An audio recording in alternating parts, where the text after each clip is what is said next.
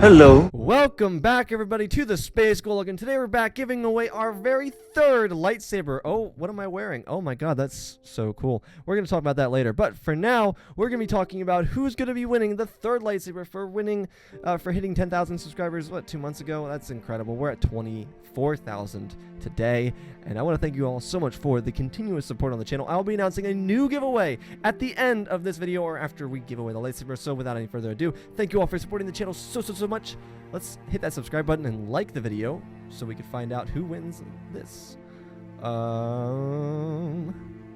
Congratulations, Thomas Weber, for winning the very last lightsaber of the giveaway. Reach out to me on Discord and we can talk about the details regarding your very own lightsaber.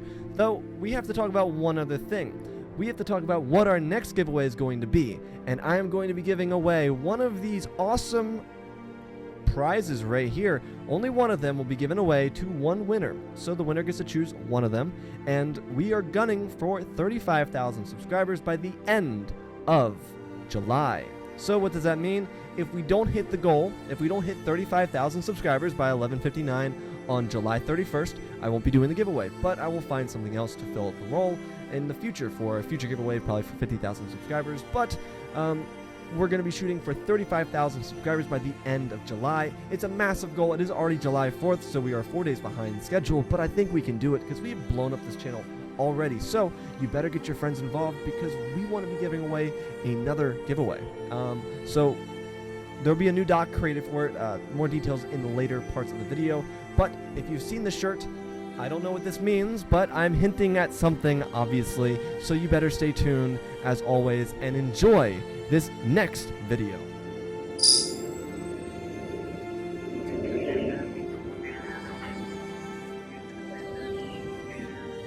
Welcome back to the Space School, otherwise known as PPSW, your favorite hangout place, and we're back with another Star Wars story. Today we're going to be taking a deep dive into what would have happened had the Chosen One, Anakin Skywalker, been trained by Luminara Unduli. How would the Jedi Master train the Jedi's Chosen One, and would Anakin be able to thrive, or would he struggle under her training? Before we begin this video, let's smash that like button. Let's shoot for 2,000 likes in the first 24 hours, and I will release What If Obi-Wan Saved Anakin on Mustafar. This is a video you definitely don't want to miss. We're also gunning for 50,000 subscribers, so join the Space Golem if you can be a part of our incredible journey here together. If you have ideas for videos, leave them down below. I do read all your comments, but I don't do crossovers. And one last thing, if you want to support the channel, check out the Patreon, Twitch, and community Discord. Special shout out to George Story, Benjamin Wells, Gort, and Chancellor Lauren Sanders for being grand tier supporters on our Patreon, and Jay Hoffman, Icy Raptor, and War Pigman 308 as Master of the Tier supporters on our Patreon. Thank you all for supporting the channel so much. You are help funding massive projects in the future. And if you want to learn how to win our next giveaway, stay to the end of the video and I will tell you all about it. Our story begins inside of the Jedi Temple. The halls were tall and wide, and the Jedi were incredibly an odd group of people. The child from Tatooine would be dealing with a culture shock of sorts. Mos Espa was a much different place than the Jedi Temple. Anakin was used to criminals, scum, and pretty much insanity. The Jedi were much different. Everyone was wearing Jedi robes, and they had their code that they were so religiously stuck to. Anakin didn't really understand. Anakin understood loyalty to people, and he understood crime. This dogmatic style of the Jedi wasn't really Anakin's way of life. He wasn't used to it, and he never knew if he could get used to it. Anakin had a couple issues to begin with. Anakin was meant to be trained by Qui-Gon, but he was now dead. On the sort of bright side, Anakin had the opportunity to be taught by Qui-Gon's apprentice, Obi-Wan Kenobi. As far as both Anakin and Obi-Wan thought, they would be paired together when it came time for Anakin to become an apprentice. Anakin would first have to undergo basic youngling training. There was a lot of ground for Skywalker to catch up on.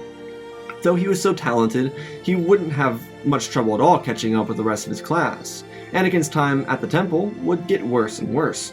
Most nights, Anakin would sneak out of the temple to get a taste of Coruscant. The underbelly reminded him of Mos Espa, and while Anakin would be willing to do anything to get off of Tatooine, he enjoyed the reminder of what he was used to. The restaurants, cantinas, and casinos of Coruscant were incredible compared to what was on Tatooine. Here on Coruscant, everything was shiny, smooth, and elegant. Tatooine was the opposite, coarse, rough, and ugly. Anakin would spend hours every night sneaking out of the Jedi Temple. Anakin thought he was getting away with it. He was getting away with sneaking out of the temple, but the Jedi did know. The Jedi Council decided that a new master would be selected, and while they could have made Kenobi aware of this, They didn't. The Council knew of a younger Jedi Master who would perfect the choice for Skywalker. Luminara Unduli was requested to the Council chambers, where she would bow respectfully to the Masters that were present. The Council would request that Luminara take over the future training of Skywalker. Luminara respectfully asked if Obi-Wan was supposed to be the one that was training the boy, and while the Council knew that he was, they expressed that he wasn't ready to do that. Luminara asked if she should tell Kenobi that he was being relieved from his future teaching role. The Council looked back and forth at one another and told her that it was up to her to decide. Her only mission was to go and train the boy, and that's as far as the Council really cared about it. Luminara would take it upon herself to tell Kenobi, and he would be very taken aback by this. It quite literally enraged Obi-Wan, because while he wasn't extremely thrilled about training Anakin, he did promise his master that he would train the boy. He cared the most about fulfilling his promise to his master. Obi-Wan took it upon himself to go to the Council chambers immediately. Kenobi didn't respond to Luminara, he just jumped up from his seat and walked through the Jedi archives as he made his way to the elevator to the High Council chambers. Obi-Wan would enter the High Council chambers, and he would roll in with a fury bouncing out of his chest as he respectfully addressed the Jedi Council, but then asked why they would remove him from teaching Skywalker. It had been months since the boy had been a part of the Jedi Order, and the Council admitted that they were tired of Anakin not being held accountable for sneaking out of the temple. Kenobi expressed that he really had no idea about this, and he admitted that he was trying to be his best to make sure that he would be prepared to teach Anakin when the time came. But Kenobi told the Council that Luminara would harm Anakin more than hurt him. While Kenobi wasn't close with Anakin yet, and while he didn't know where the training of Anakin would go, he did know that Luminara was the perfect model for the Jedi Code. He knew that she would crush Anakin, and he knew that if she trained him, he would feel even more isolated than he already did. The Council members looked at each other as Mace told Obi-Wan that he needed to knock it off. Kenobi sighed heavily. Mace expressed that Kenobi had overstepped his boundaries, regardless of his promise to Qui-Gon. Obi-Wan was furious. His promise to Qui-Gon was being broken, and he knew that the one person to suffer the most of it would be young Skywalker. For Anakin, everything would change when Luminara would find him out and about during that same night. Anakin was sneaking out as he always did. He never picked up the scent that there were Jedi following him or even knowing that he was gone. Luminara hunted down Anakin and immediately scolded him. She was a scary sight when she first found Anakin. He wasn't expecting it, and she didn't hold back on her punishment, especially because the teachers were so lenient on the younglings. Anakin was completely caught off guard by this. Luminara was strict, and she made Anakin feel so bad for sneaking out. She made the boy feel like a fool for doing something that made him happy. Luminara latched onto his arm as she dragged him along with her. Anakin was inside of a Coruscant casino. It was pod racing night, and while during pod race night it was a common place for high bets, Anakin loved these nights because it reminded him of the thrill he experienced when he first raced his pod racer at the Boonta Eve Classic. Anakin felt so much sadness and anger. The fact that he was being punished for enjoying something made him so upset. He wanted to lash out at Luminara, but he was also so confused. His motions were way out of whack. He couldn't understand. Luminara laid into him as she continued dragging him back to the Jedi Temple. Luminara put Anakin down, and she didn't stop once she started. She wanted Anakin to understand that he was breaking the rules, and that he was acting rambunctious. Luminara told Anakin that this wouldn't stand any longer. Anakin looked at her, and tried to hide how he was feeling. Luminara started walking forward as they walked up the steps of the Jedi Temple. Anakin stopped. He looked across the city, as if it was his last time looking at freedom. Anakin felt like a slave again. He was so sad. The Jedi were a promise for change, a hope for something new, and all of it was all slavery. Inside of an ivory tower in the middle of democracy, it was all a lie. Luminara reached over again and grabbed Anakin's arm as she dragged him into the Jedi Temple. Anakin walked behind his new teacher, and then he saw Obi-Wan. The Jedi Knight ran over and kneeled next to Anakin. The first words out of his mouth were, "I'm sorry." Anakin pushed tears behind his eyes. Obi-Wan explained that he wanted to teach, but the Council told him he was no longer meant to be his teacher. Luminara interrupted as she told Anakin that it was time to go. Obi-Wan was so saddened by this as Anakin looked back at Kenobi as he got smaller and smaller as Luminara dragged him away. Because Luminara was going to be his new teacher, she wanted to start immediately on his conduct. Anakin, being a former slave, didn't have a lot of the same moral code, restraint, and patience of any other Jedi in the Order. Even worse, Anakin wanted to seek adventure, and Luminara wouldn't stand for that either. She was going to tear Anakin down and build him back up as a Jedi. While Anakin didn't even have a full fundamental of a Jedi youngling or understanding of the Force even at that, Luminara needed to work on his character. Anakin's character was free and caring, but Luminara wanted to form Anakin into her little clone, into an uptight little Jedi. Anakin, alongside of being taught by Luminara, would be separated from everyone else as well. He would have little to no interaction with anybody else. Though Luminara was actually a good teacher, she just wasn't a good teacher for someone like Anakin. She was strictly obedient to the code, and that was all there had to be said about it. Anakin had to either learn and live with it, or he'd be driven from the Jedi. Anakin would stick to his guns as he worked hard. He really tried. As much as he resented the training and even more resented Luminara, he was trying to do it in memory of his mother and in the memory of Qui-Gon Jinn. Anakin truly wanted to succeed at being a Jedi, but Luminara was growing tiresome. She was annoying to deal with, and she was incessant with her needs and demands. After 2 years, Anakin would have enough of this treatment. He was exceptionally gifted, but his young mind couldn't handle it. He was only 11, and the torment that Luminara was putting him through was simply just too much to deal with. Luminara would go to Anakin's room one morning and find that her student was gone. She would search everywhere for him. Anakin had left the temple, and no one knew how or where he was going. All they knew was that he was missing. It was like Anakin had been studying the temple because absolutely no one could find him leaving. None of the security holograms or any cameras spotted him while he was escaping. He disappeared like a ghost. There was also some of Republic credits missing as well. Anakin brilliantly took enough credits to get himself off-world, and also plan out his great escape from the Jedi Temple. Anakin was gone in the middle of the night, and by the time Luminara or anyone else noticed that he was gone, Anakin was already off-planet. Anakin had enough to get transport that would take him to Tatooine. The ship ride across the galaxy was silent. Anakin was well connected with the Force, and yet he knew something was wrong. It wasn't that he was leaving the Jedi, but there was something else. His thoughts dwelled on his mother, but he wasn't sure if it had to do with her or not. Anakin closed his eyes and focused himself for the rest of the journey. When he finally arrived on Tatooine, he realized he was on the wrong city. Instead of the ship landing in Mos Espa, it landed in Mos Eisley. This was a bit worrisome because of the reputation that Mos Eisley had. Anakin could very easily be snatched up and killed, or even worse, forced back into slavery. Anakin knew he had to skip the city. Mos Espa wasn't a terrible distance away, but it would take time to get there. Anakin knew that Republic credits wouldn't really go anywhere in the businesses on Tatooine, so he decided to go to a local credit transfer. While the credit transfer was an absolute scam, it was the only way for outsiders to transfer Republic credits into the scummy credits used on Tatooine. Anakin was able to find himself a way of transport over to Mos Espa, which was a little ways away. It was a much better choice than walking across the desert, especially because the day was going down into night. Anakin sat on the transport surrounded by a bunch of people from different species. They were all aliens and humans alike on this ship.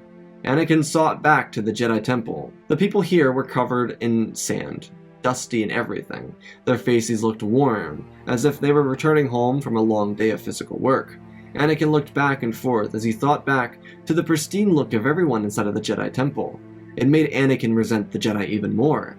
They were all safe inside of their Jedi Temple. They had no worries and they had no stresses. They sat in an ivory tower of peace, and no one, not a single soul, could harm them. Anakin wished that they could at the very least, understand, but nothing showed him more than what he experienced inside of the temple, that they didn't care. Luminara didn't care, and neither did the rest of them. Sure, Kenobi seemed promising, but maybe in another universe. Maybe, just maybe, Kenobi would have helped him there. Anakin closed his eyes as the ship jutted back and forth, as it moved through the sands into the town. Mos Espa was still the same as it was when he had left. Anakin resented the town, but he was here for his mother. He luckily had enough money to free his mother, at least according to the rates that it cost to free her when he was last here 2 years ago. Anakin got to the port where he got off of the speeder. He looked around and nothing changed. But how could anything significantly change in 2 years since he'd been gone? Tatooine was a backwater planet, and no one, literally not even Jabba, cared about this dust bowl of a planet. To those that were here, they were here to exploit others, or they were enslaved by others. Anakin knew what he needed to do. So, he went to go free his mother by going into Watto's shop. After all, it was Watto that owned Shmi. When Anakin got there, he didn't see his mother. He kept searching until he saw the Toydarian floating in the junkyard. Anakin was still wearing his Jedi robes. He waited for Watto, who eventually found his way over to Anakin. Watto laughed and asked the boy if he wanted to come and work for him again. Anakin pouted. Instead of killing Watto, he looked at Watto through his brow. Watto carried on asking what it was that Anakin was really here for. Anakin said that Watto should know. Watto asked if it was about Shmi. Anakin firmly said that's who it was. Watto said that she was a hefty payment. Watto expressed that the payment was an extremely high number of credits. Anakin slammed down 5,000 credits and asked if that was enough. Watto laughed at Anakin as he told him to get out of his shop. He needed at least double that. Watto was changing the rates. He didn't want to lose another slave. Anakin was of course very upset by this as he stepped outside of Watto's shop with tears tearing down his face. A tall Chargan man approached him with an extremely deep voice as he asked if the boy was okay. Anakin looked up and saw the man holding a staff with long flowing robes. Behind him were 2 guards dressed in all blue. Anakin recognized the guards but not the man. But he spoke again as he asked Anakin if he could free his mother for an exchange. Anakin looked at the man as his tears stopped. The only thing the man asked is that he come back to Coruscant with him. Anakin was obviously skeptical, but the man had nothing to say regarding where he was going on Coruscant. Anakin would be allowed to stay with his mother for a night, and he'd be allowed to visit her too. Anakin smiled. All he wanted to do was see his mother, and be able to visit her. He accepted the offer, as a tall, robed man sauntered into the shop and paid for Shmi's freedom. The man told Anakin that after the night, Anakin needed to go to Hangar Bay 210 on the east side of Mos Espa. It was close by, not a long distance away from Anakin's former home. Anakin smiled as he thanked the man and ran home to inform his mother of her freedom. Shmi was outside, leaning over the railing, looking out into the sands. She was remembering what it was like when she had her boy. She loved him dearly and missed him even more. She was hoping that everything was going well for him. She heard a little voice call out her name as she kept looking into the distance, as a tear trickled down her face. Every time she stood here, she could hear her name. She could hear Anakin calling out her name. She felt a small tug on her waist when she turned around and her arms were filled with her son. Anakin told her how much he missed her, and even more so, how much he loved her. Shmi was so shocked, but she responded by telling him that she missed him so much and she loved him even more. Shmi asked Anakin to come inside. They had so much that they needed to catch up on. Anakin and Shmi talked all night as they got through different topics and events that had transpired in each of their own respective lives in the past 2 years. Anakin then informed her that he had gotten her freed from slavery. Shmi was so obviously emotional, and especially because her son was disappearing again, but she was at least free this time. The day would come as Anakin left his mother again, telling her that he would be back to visit her. Anakin left the residence as he made his way to the hangar bay he was told to go to. He entered the hangar bay as he ran into the tall man with robes again. The man told the boy to come into the ship. It was time to go back to where he was requested. Anakin wanted to know the information, but the man said that there was nothing he was allowed to say. He was ordered to stay quiet, and the only thing that he could say is that the voyage would be safe, and the destination could set him up for great successes. Anakin nodded his head as he sat quietly. He had just done this journey, and he really didn't want to do it again, but it was apparently for the best. Of course, Coruscant was much cooler than Tatooine, but Coruscant didn't have his mother. Anakin knew he wanted to do something for the slaves of the galaxy, but he didn't know if he would be able to help others by doing this. Anakin sat quietly and even took a nap all the way back to Coruscant. He wasn't exactly used to space travel, but he was more used to it by this point. Anakin woke up, and he was being lightly shaken by the Chargan man. Anakin got up and rubbed his eyes as he followed closely behind the robed man. Anakin was expecting to walk out and see the Jedi Temple, but it wasn't. It was, on the other hand, a large building. Anakin looked around as he heard a man's voice call out his name. It was a relatively familiar face. Blue robes floated behind this man as he thanked Ma Sameda. Anakin looked over at the blue man who bowed to the Chancellor of the Galactic Republic. Palpatine kneeled down and looked at the boy, and asked how he was doing. Anakin said he was doing well, all things considered, plus he had a great sleep in the trip through hyperspace. Palpatine asked the boy if he would follow him into the residence. Anakin agreed, and Palpatine started talking to the boy as he told him that he wanted to present him an opportunity, a new chance at life. Anakin listened as Palpatine started twisting his way into Anakin's heart. Palpatine told Anakin that his wife had died, and he was never able to have a child. Palpatine told Anakin that he always wanted a son, and he always intended on being kind to Skywalker, but he didn't want to be rude to the Jedi. Anakin listened as Palpatine poured out his lie in the form of his heart. He looked down at Anakin and said that the dream to have a son had haunted him since the death of his wife. Most people didn't know about her because she wanted to keep safe and keep out of the political atmosphere. She died during her pregnancy, and their son died as well. As Palpatine took Anakin to a room within the residence, the room was a room prepared for an infant. Palpatine expressed that it was all ready for someone to inhabit that room. Now it was empty. Palpatine asked Anakin if he would like to join him. Anakin was curious as Palpatine told Anakin that he could teach Anakin how to use the Force unlike the Jedi, and he could help Anakin achieve powers he could never dream of. Anakin was curious as he asked if he would be able to free the slaves of the galaxy. Palpatine smiled as he turned around and looked into the eyes of Anakin, as he said that Anakin would be able to do anything he wanted to do. Palpatine told Anakin that this was not just a path to his own liberation, but the liberation of all slaves out across the galaxy. Palpatine promised that Anakin wouldn't have to interact with the Jedi. Even more, he would never have to worry about interacting with them at all. Anakin smiled as Palpatine told him that he would become pampered and treated like royalty. Anakin smiled. He was going to ask about his mother next. Palpatine hesitated before he spoke, telling Anakin that she was already being taken care of. Ma Sameda was heading back to Tatooine to make sure that she would have an input of credits every month so that she could live freely.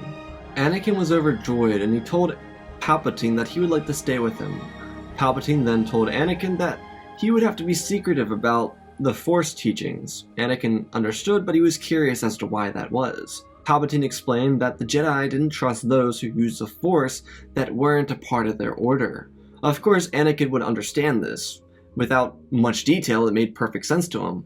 On the other side of the capital city, Obi-Wan found out about Anakin leaving the Order. He was extremely worried about the boy, as he told the Council that he himself was leaving the Order. He wouldn't stand for any more of the Order's games. He was focused on the light, but he wanted to see if he could find Anakin. He had no resentment in his heart for the Jedi, but he just wanted to keep the promise to his master. First, Anakin would go to Tatooine, so he would go to Tatooine to try and find the boy. Palpatine would let Anakin get adjusted to his new home. It was time for dinner. Palpatine saw much different Anakin than he'd ever seen before. This Anakin lit up with joy and was full of excitement. Palpatine told Anakin as the boy sat down for dinner that he would begin his teachings with him in the coming days.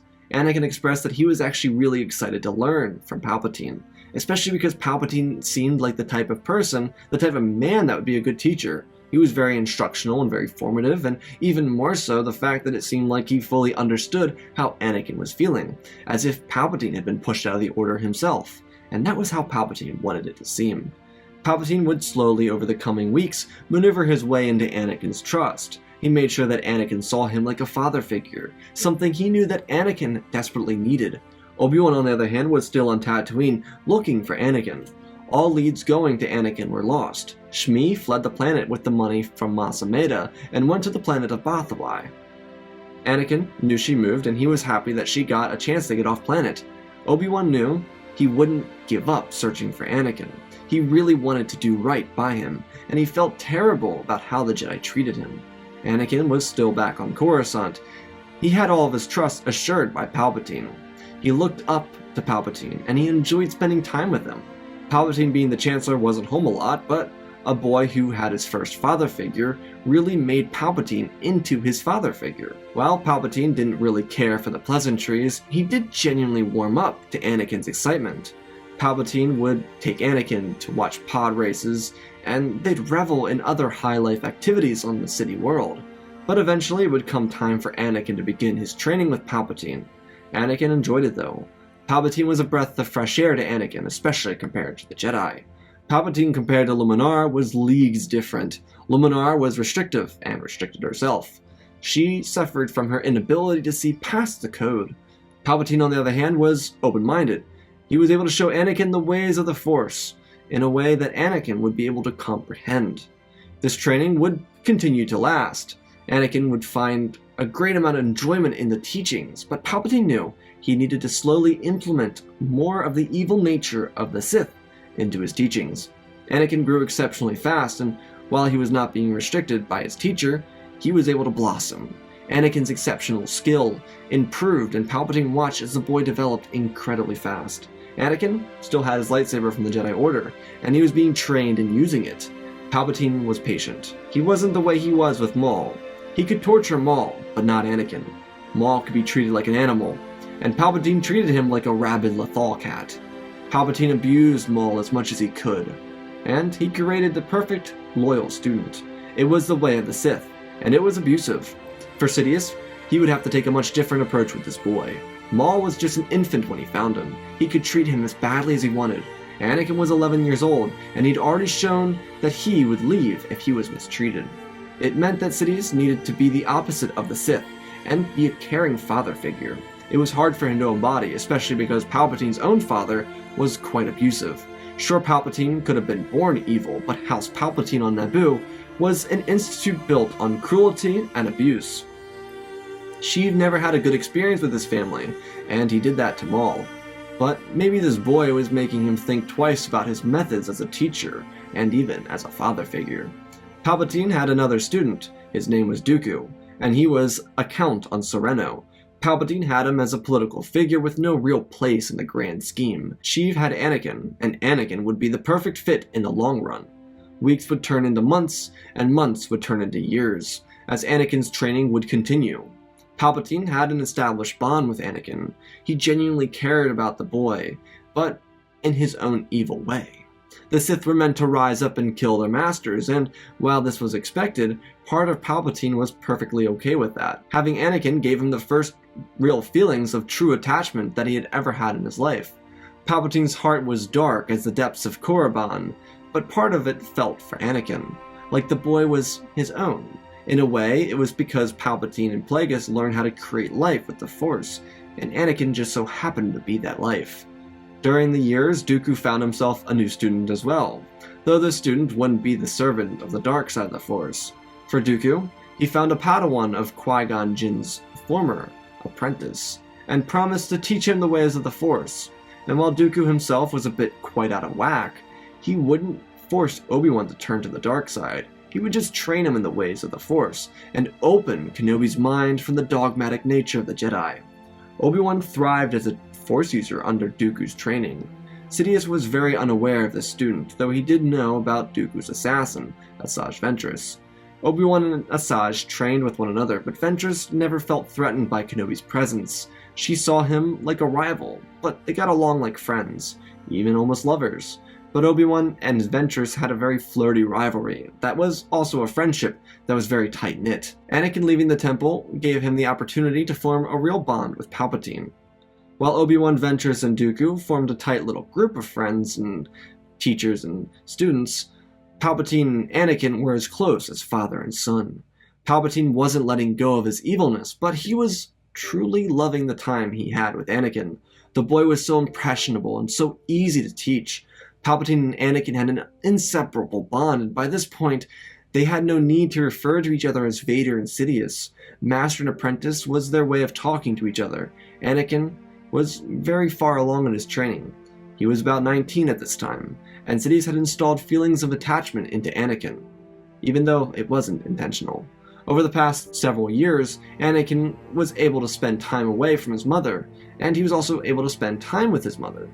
His bond grew with Palpatine and his mother. At the same time, his attachments were continuously growing, and Anakin was still attracted emotionally to Padme Amidala, the former queen of Naboo. She was now a senator, but Anakin was still attracted to her. He wanted her in his own way. He still had his mother figure, and she was still present and had a great effect on his health, but Padme was different. She was a promise of something good, a relationship with a lover. While Palpatine wasn't aware of this yet, he would eventually figure it out. It kind of played into his political game plan. Padme was a political adversary, and she was very much so against the idea of the Military Curation Act. Palpatine was going to get Dooku to have her killed. Anakin and Palpatine had their normal amounts of separation, and they enjoyed their own privacy because of a level of trust between the two of them. They didn't really worry about one or the other. Anakin knew about Dooku and even Ventress, but he had no clue that Obi-Wan was involved at all. Though, when an explosion on one of the landing bay platforms in the city of Coruscant, everything went into high alert. Anakin still had feelings for Padme, and because he was being kept a secret, there was no way for him to interact with her. Anakin expressed his fears to Palpatine because he cared about Padme. Palpatine realized something that he never picked up on because Anakin never expressed anything about it. Palpatine had two options to weigh here. He didn't know if he should kill Padme to push Anakin further, or if he should let her live, and inform the Jedi that a quote-unquote personal protector would be hired to take care of her. The Jedi were to not know of Anakin's existence, and while the same game plan was being played for Dooku by his student of Kenobi, Palpatine thought it best to keep Anakin hidden, but at the same time, he would let Anakin protect Padme off-world. It was the best way to have influence in the Senate from the Senator of Naboo. That would become Jar Jar Binks. Padme was not easily or even quickly influenced, and there was no way that she would double back on her word about the Military Curation Act. This quick decision to remove her off-world would have to be faced with a failed bounty hunter attempt to assassinate her. Anakin would be placed in charge of her security detail so that he could accomplish saving her, drawing the two of them closer together. There was one key attribute to Anakin that was significantly identifiable, being that a student that was so essentially the son of the Chancellor of the Republic. The apprentice to the Sith Master who manipulated an entire government was the fact that Anakin Skywalker was extremely well-spoken. Anakin was taught by Palpatine, and he interacted with Separatist leaders on special missions assigned by Palpatine. Anakin had his way with communicating with leaders, and he was extremely well-spoken. He spoke like a diplomat, and he was extremely fluent with his dialect. Anakin would have his opportunity to meet Padme after all these years, and their first interaction would be met with much appraisal by her for his maturity. Anakin was able to maintain his composure, and he had no difficulties with providing Padme with the assurance she needed, without freaking her out.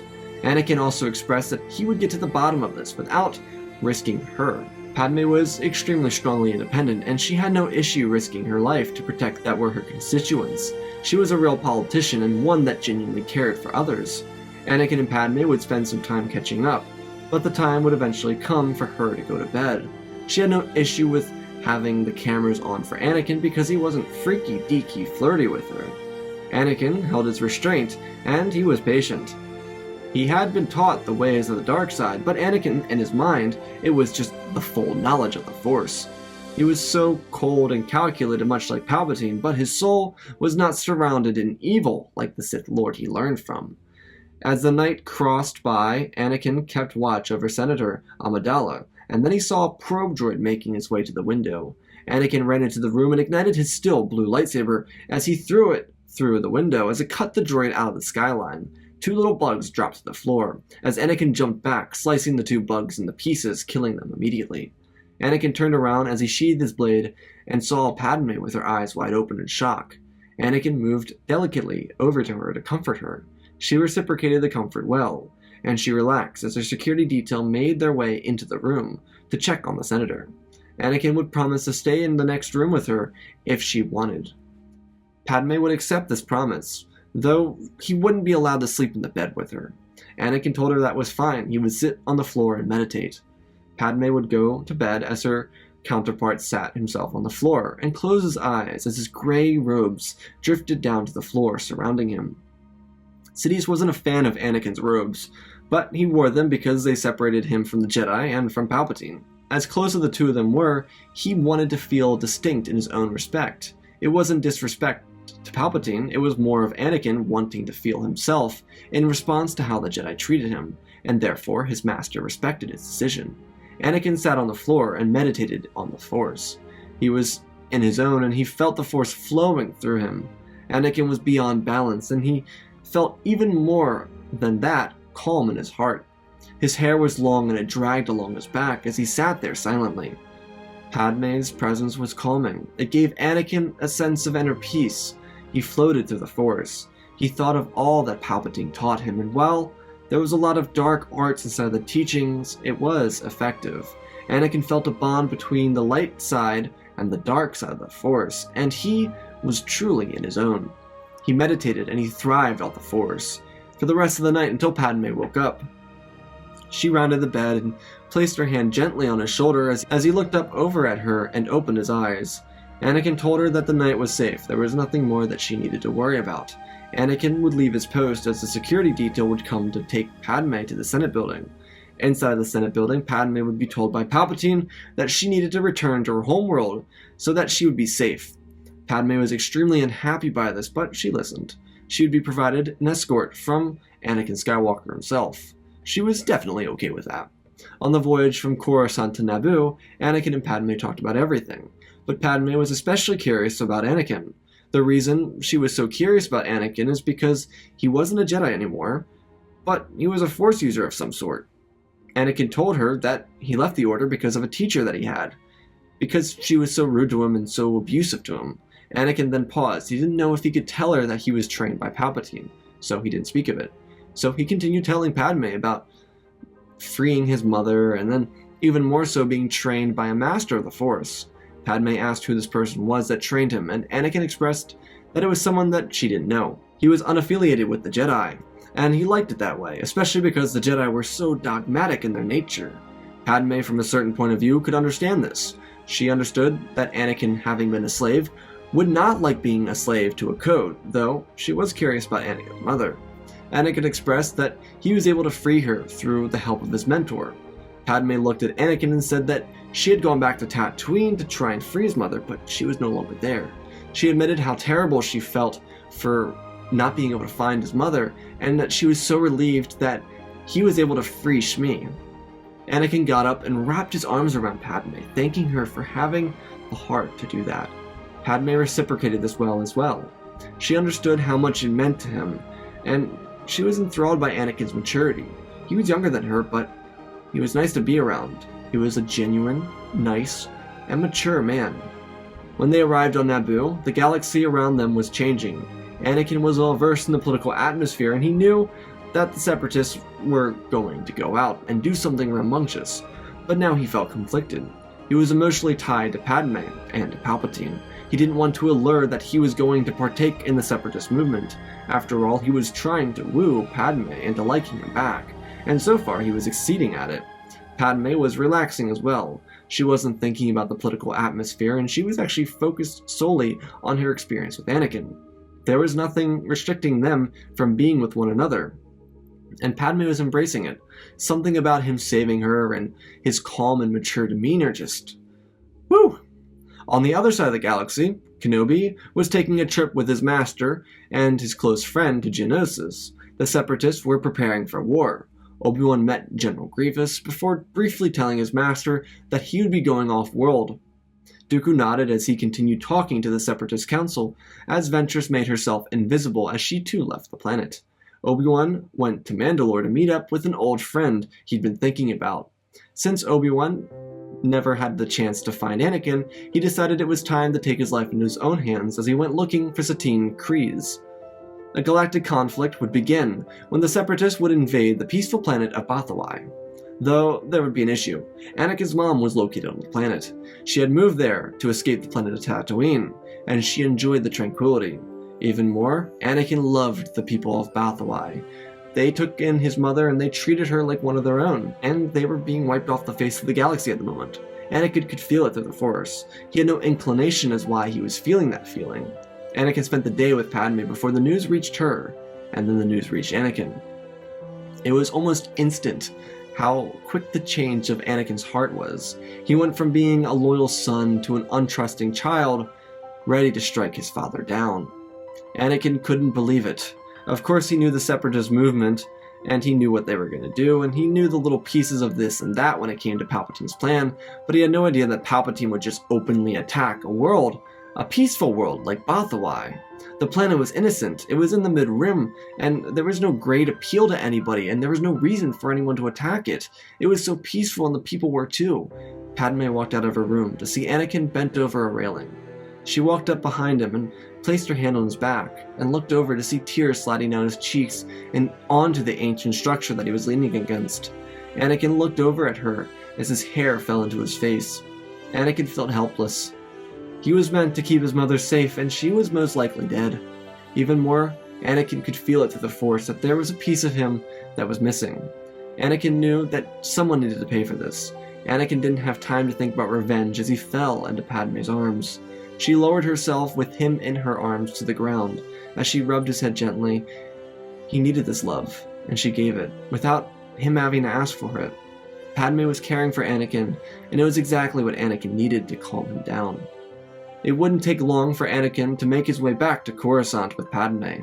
She would make her way to the Senate, as Anakin would go back to his residence. In his residence, he would wait for Palpatine to return. As he was walking through the household, pacing back and forth, he heard a comlink come through. Anakin used the Force to turn it on as a tall, older man appeared.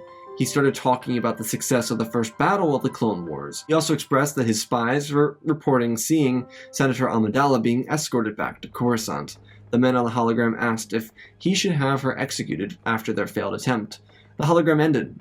Anakin was beyond furious. His mentor was trying to have Padme killed, and he couldn't believe that it had gone that way. Anakin waited patiently as he wanted to make his master pay. He cared for him, but this was a visceral betrayal. Anakin sat down in the kitchen table, where he and his mentor had spent so many years discussing, laughing, and enjoying life. Anakin's brow lowered. His emotions were out of whack. Palpatine walked in the door. He could feel the sense of anger building within Anakin. Palpatine looked at his student and frowned. Anakin stood from his seat as he looked at his master. Anakin's hand hovered over his lightsaber as he looked at Sidious. The Sith Lord looked at Skywalker as he asked if this was what he really wanted to do.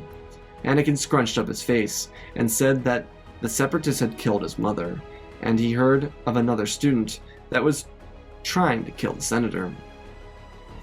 Palpatine stuttered back as he looked at Anakin, who ignited his blade.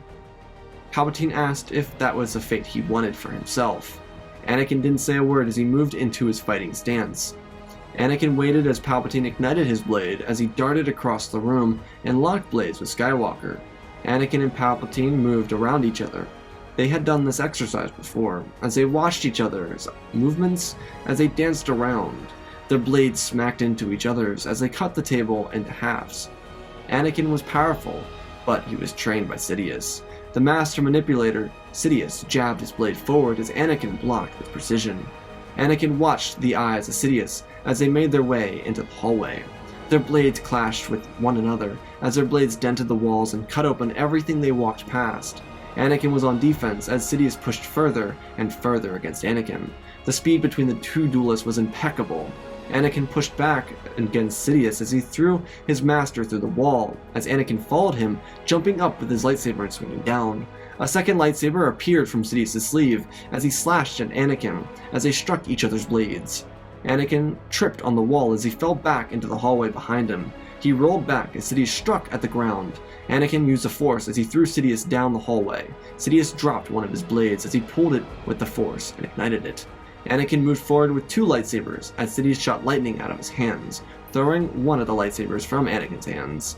Anakin focused on defending the lightsaber. As Sidious started making his way forward down the hallway, the two locked blades again, as they pushed back and forth with one another.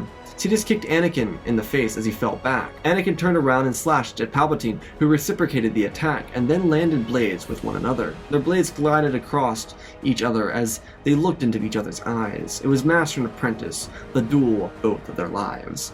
Anakin pushed back with his physical strength as he pushed Sidious forward. Anakin slashed at Palpatine's legs and cut into his thigh as the Sith Lord fell on his back. He looked up and saw Anakin walk towards him. Anakin's blade dragged next to him as he raised it up. He was going to kill. Sidious jabbed his blade forward as it was sent into Anakin's chest. Anakin's blade fell out of his hands. As a look of surprise drew his face, Anakin fell to his knees as Sidious pulled himself around, placing his hand on Anakin's cheek, apologizing that it had to come to this, because they were meant to rule the galaxy together, essentially as father and son. Sidious sheathed his blade as Anakin fell to the floor, breathing his last breath as his eyes lay dormant, open. Sidious called for the Senate Guard to save him and help him. Elsewhere, Obi-Wan disassociated himself from Dooku and remained in hiding after finding out what the Separatists had done.